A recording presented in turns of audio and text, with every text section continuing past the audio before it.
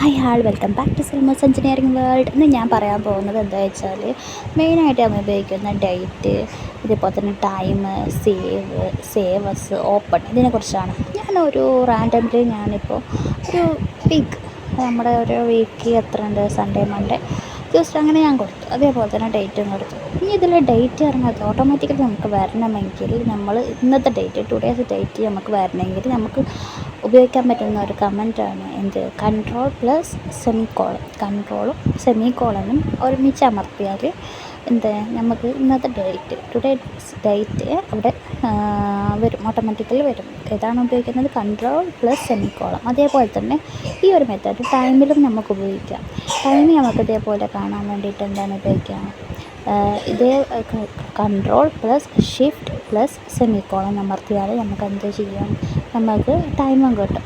Control plus shift plus semicolon ഇതാണ് നമുക്ക് മെയിനായിട്ട് ഉപയോഗിക്കുന്ന ഡേറ്റ് ആൻഡ് ടൈം സെറ്റ് ചെയ്യാൻ വേണ്ടിയിട്ട് നമുക്ക് today's date and time set ചെയ്യാൻ വേണ്ടിയിട്ട് ഉപയോഗിക്കുന്നത്.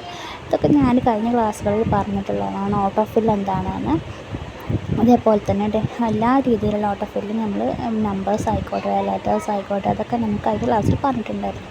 ഇനിയിപ്പോൾ ഡേറ്റും ടൈമും നമുക്ക് ടുഡേസ് ഡേറ്റ് ആൻഡ് ടൈം നമുക്ക് വന്നു.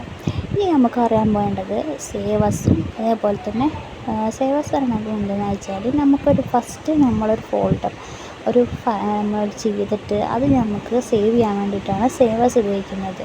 സേവസിൽ നമുക്ക് എവിടെയാണോ നമുക്ക് സേവ് ചെയ്ത് വെക്കേണ്ടത്, ആ ഡെസ്ക് ടോപ്പിലാണോ അല്ലെങ്കിൽ ലോക്കൽ ഡിസ്കിലാണോ, അവിടെയാണെങ്കിൽ നമുക്ക് കൊടുക്കാം. അവിടെ ആ ഒരു പർട്ടിക്കുലർ ഏരിയ അതിൽ ഫോൾഡറിൽ സേവായി നിൽക്കും.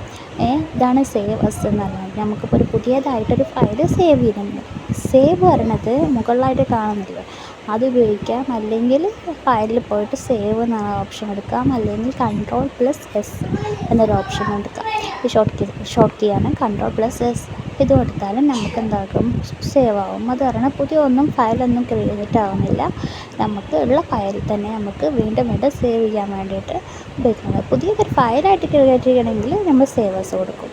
സോ ഇനി അടുത്തത് ഓപ്പൺ ആണ്. നമ്മൾ എക്സിസ്റ്റിംഗ് ആയിട്ടുള്ള ഫയൽ ഓപ്പൺ ചെയ്യാൻ വേണ്ടിയിട്ടാണ് അത് ഇതേപോലെ ഓപ്പൺ എന്ന് കൊടുത്തിട്ട് ഫയലിൽ പോയിട്ട് ഓപ്പൺ കൊടുത്തിട്ട് ഏത് ഫയലാണോ സെലക്ട് ചെയ്യുന്നത് ഇതിലൊന്ന് ഓപ്പൺ എന്ന് കൊടുക്കാം. ഇത് നിങ്ങൾക്ക് മനസ്സിലായെന്ന് വിചാരിക്കുന്നു. Thank you for watching.